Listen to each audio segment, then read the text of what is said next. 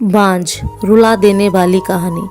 14 साल की उम्र में जब खेलने कूदने की उम्र होती है तब रिश्ता हो गया। उस समय में सभी की लड़कियां 12-13 वर्ष में ही ब्याह दी जाती थीं। शादी का मतलब भी नहीं पता होता था, बस ये सोचकर खुश होते थे कि नए नए कपड़े मिलेंगे। माँ थी नहीं तो पिताजी ने बस जो थोड़ा सा घर का कामकाज सिखाया वही आता था। शादी का दिन आया और बस सारी रस्मों के बाद विदाई का वक्त भी आ गया। रोते रोते डोली में बैठकर ससुराल पहुंच गई। इतनी आलीशान हवेली देखकर मन ही मन बहुत खुश हुई। तभी सासू माँ की आवाज़ आई, अरे जल्दी से कलश लाओ, बहू आ गई। और मैंने घूंघट की आड़ से अपनी सास को देखा। आंखों से एकदम सख्त मिजाज की लग रही थी मुझे। सच मानो थोड़ा डर गई थी उन्हें देखकर। सारी रस्में खत्म होते होते रात हो गई थी। बिस्तर पर लेटते ही नींद आ गई। सुबह सुबह नौकरानी ने आकर जगाया था कि चलो रसोई बनाने की रस्म है।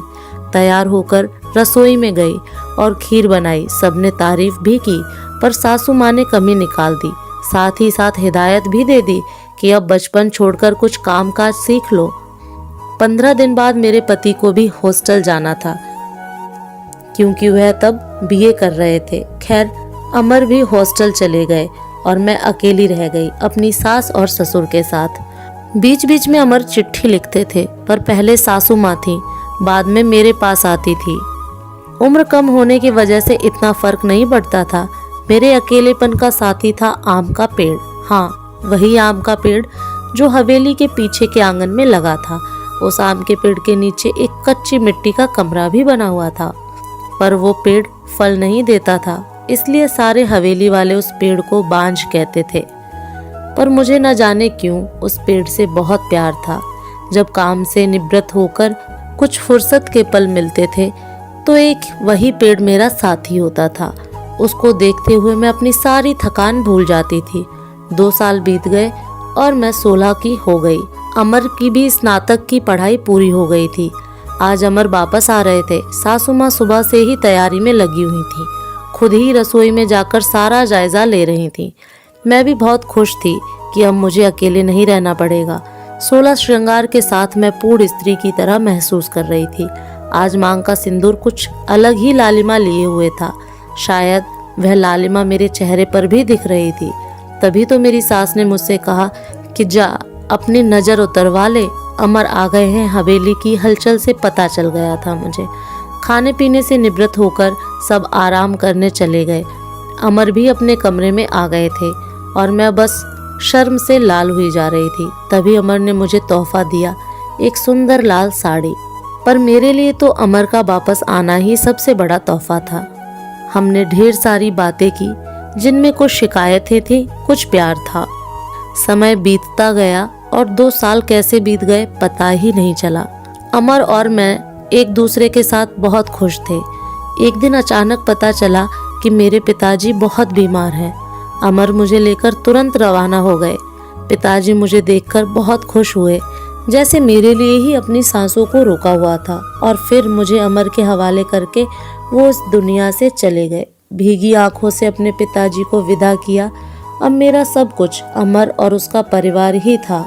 समय गुजरता गया और अमर ने अपनी लॉ की पढ़ाई भी पूरी कर ली और अब वो सरकारी वकील कहलाने लगे थे।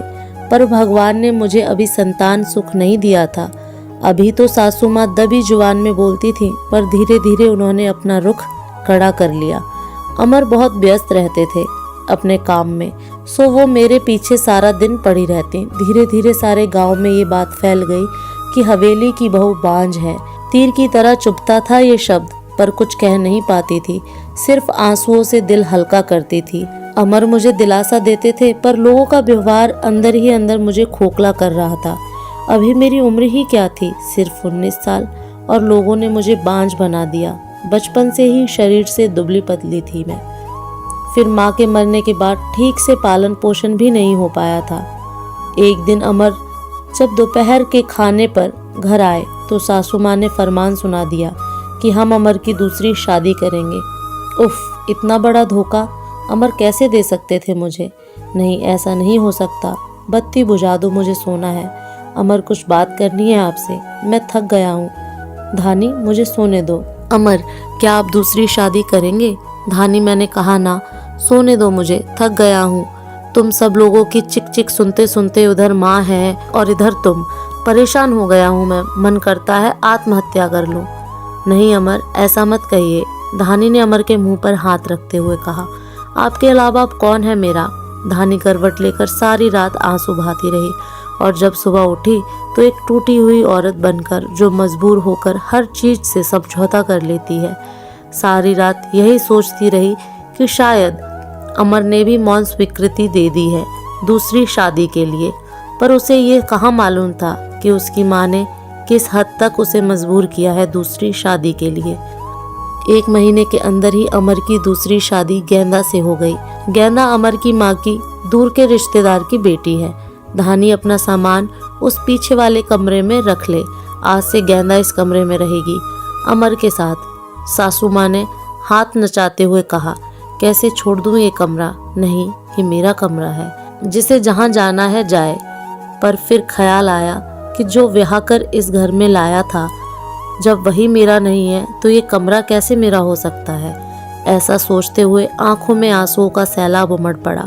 सिंदूर की डिब्बी और कुछ कपड़े लेकर उस कच्ची मिट्टी के कमरे की तरफ बढ़ गई। सामान एक कोने में रखकर खिड़की पर बैठ गई और उस आम के पेड़ को देखते हुए उसको निहारने लगी। इसे कुछ कम हो जाएगा, किस्मत कहूँ या कुछ और, कि आज मेरी हालत भी इस पेड़ की तरह हो गई है, अकेला, बेसहारा। जैसे ये अभी तक अपने अस्तित्व को बचाने में सफल रहा है, क्या मैं इसकी तरह अड़िंग और मजबूत रह सकूंगी, या फिर किसी कमजोर लता की तरह मुरझा जाऊंगी और अपना अस्तित्व खो दूंगी? नहीं, ऐसा नहीं होगा, मैं मजबूत रहूंगी। जब ये बेजुबान पेड़ सबसे लड़ सकता है तो मैं क्यों नहीं? अपने विचार श्रृंखला से बाहर आते ही मैंने अपने आप को संभाला और हर स्थिति से लड़ने के लिए तैयार किया। दिन गुजरते गए और मैंने घर के कामों में अपने आप को व्यस्त कर लिया। अपनी कोठरी के आसपास खूब सारे पेड़ लगाए और बाकी बचे हुए समय में उन पेड़ों की देखभाल करने लगी। साथ ही उस आम के पेड़ की खास देखभाल करती थी। गेंदा एक सुलझी हुई लड़की है। वो जब भी मुझसे बात करने के लिए आती है, मेरी सासू माँ उसे बहाने से बुला लेती। अमर पहले से भी ज्यादा व्यस्त रहने लगे थे। मुझसे बात तो करते थे, पर एक पछतावा हमेशा उनकी आंखों में दिखता था। शायद मेरी हालत देखकर बुरा लगता था उन्हें, पर माँ के खिलाफ जाने की हिम्मत नहीं जुटा पाते थे। गेंदा के दिन खुशी से गुजर रहे थे और मेरे दिन बस गुजर रहे थे। और देखते ही देखते वो दिन भी आ गया जब गेंदा ने खुशखबरी सुना दी कि वो माँ बनने वाली है। पूरी हवेली में त्योहार जैसा माहौल हो गया। सारे नौकरों में तोहफे बांटे जाने लगे। मैं भी बहुत खुश थी कि चलो अच्छा है, अब घर में एक नया मेहमान आएगा। शायद मेरी जिंदगी का सूनापन। गेंदा बहुत कमजोर थी और उम्र भी 16 साल। उसे बहुत तकलीफ होती थी। अब सासू माँ का आदेश था कि उसकी अच्छे से सेवा की जाए, जिससे कि उसकी कमजोरी दूर हो सके। सारी देखभाल के बाद भी गेंदा का वजन कुछ खास नहीं बढ़ रहा था। एक दिन चिंतित होते हुए मैंने अमर से कहा कि गेंदा को शहर में किसी अच्छे डॉक्टर को दिखा लाओ, पर सासू माँ ने यह कहकर मना कर दिया कि हमारे भी बच्चे घर पर हुए हैं और अमर की वही पुरानी आदत कि अपनी माँ के खिलाफ वो जा ही नहीं सकते थे। एक दिन गेंदा की तबीयत कुछ खराब होने लगी। उसकी सांस बहुत फूल रही थी। घबराकर मैंने गांव के वैद्य जी को बुलावा भेजा। वैद्य जी ने आकर कुछ दवाइयाँ दी और खून की कमी भी बताई। और जब मैंने अमर को ये सब बताया तो सासू माँ ने मुझे गेंदा से दूर रहने का आदेश दे दिया, ये कहकर कि एक बांझ की छाया भी नहीं पड़नी गेंदा पर। खैर, मुझे गेंदा से दूर कर दिया गया और मैं फिर से अपनी कोठरी में अकेली सारा दिन बंद रहने लगी। या यूं कहूँ कि अंदर ही अंदर मैं खुद भी डर गई थी कि कहीं सचमुच मेरी वजह से गेंदा को कुछ न हो जाए। कुछ दिन बाद रात में नौकरों का शोर शराबा सुन के मैं आंगन की तरफ भागी। देखा तो गेंदा के प्रसव का समय आ गया था। गांव की बूढ़ी औरतें और दाइयों को बुलाया गया। पूरी हवेली में हलचल का माहौल था। मैंने अमर की तरफ देखा, बहुत डरे हुए लग रहे थे। उनके पास गई और उन्हें थोड़ा धैर्य रखने को कहा। थोड़ी देर में बच्चे की किलकारी गूंजने लगी। हम सभी की खुशी का ठिकाना नहीं था, पर तभी काकी ने बाहर आकर बताया कि कि गेंदा की कमजोरी और खून की कमी के कारण वो गेंदा को बचा नहीं पाए। बेटी को जन्म देते ही गेंदा का देहांत हो गया। हाय, पोते का मुंह नहीं देख पाई मैं, अब कैसे मेरा वंश चलेगा। सासू माँ का बिलाप सारी हवेली में गूंज रहा था। उस छोटी दूध मुंही बच्चे को देखकर मेरा कलेजा मुंह को आता था। ऐसे लगता जैसे वो मैं ही हूँ। मैंने उसे कलेजे से लगा के रखा। जिनकी माँ नहीं होती वो बच्चे कुछ ज़्यादा ही समझदार होते हैं शायद। ज़रा भी परेशान नहीं करती थी वो मुझे, बस दूध पीती और सो जाती थी। सासू माँ का वही राग चलता रहता है कि लड़कियों से वंश नहीं चलता है, पर अब शायद किसी को फर्क नहीं पड़ता था। अमर अब पहले से खुश रहने लगे थे। ऑफिस से आते ही मेरे कमरे में आते और गुड़िया को खिलाते। मुझे भी अमर को खुश देखकर अच्छा लगता था। साल बीत चुका था गेंदा को गए हुए और गुड़िया को आए हुए। आज गेंदा की बरसी है। हवेली में छोटी सी पूजा रखवाई है मैंने।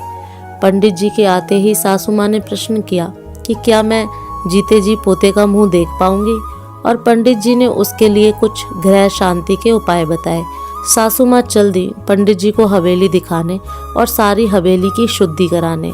मेरी कोठरी के पास भी गई और पंडित जी को वो बांज पेड़ भी दिखाया। पेड़ देखते ही पंडित जी का मुंह बन गया और उन्होंने कहना शुरू कर दिया कि इसी मनहूस पेड़ की वजह से हमारे घर में बेटा नहीं है। जितनी जल्दी हो सके इसे कटवा दो। अब मेरे बर्दाश्त की हद हो चुकी थी।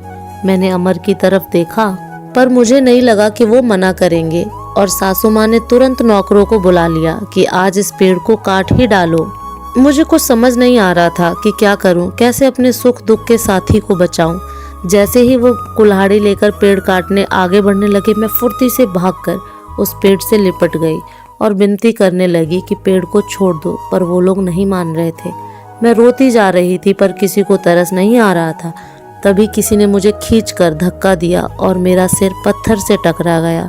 सिर से खून की धार निकल रही थी। ये देखकर अमर से रहा नहीं गया और उन्होंने सबको वहाँ से हटा दिया और तुरंत मुझे अस्पताल ले गए। मलहम पट्टी के बाद मुझे कुछ होश आया। डॉक्टर साहिबा सामने खड़ी थी और अमर को कुछ समझा रही थी। सासू माँ भी वहीं थी और उनके चेहरे से पता चल रहा था कि उन्हें अपने किए पर अफसोस है। डॉक्टर, क्या अब हम इसे घर ले जा सकते हैं? अमर ने पूछा। हाँ, अब आप इन्हें ले जा सकते हैं, पर ख्याल रखिएगा कि अब ऐसा दोबारा ना हो, क्योंकि ऐसी हालत में ऐसे गिरना ठीक नहीं होता। ऐसी हालत? डॉक्टर, क्या हुआ इसे? अमर ने घबराते हुए डॉक्टर से पूछा।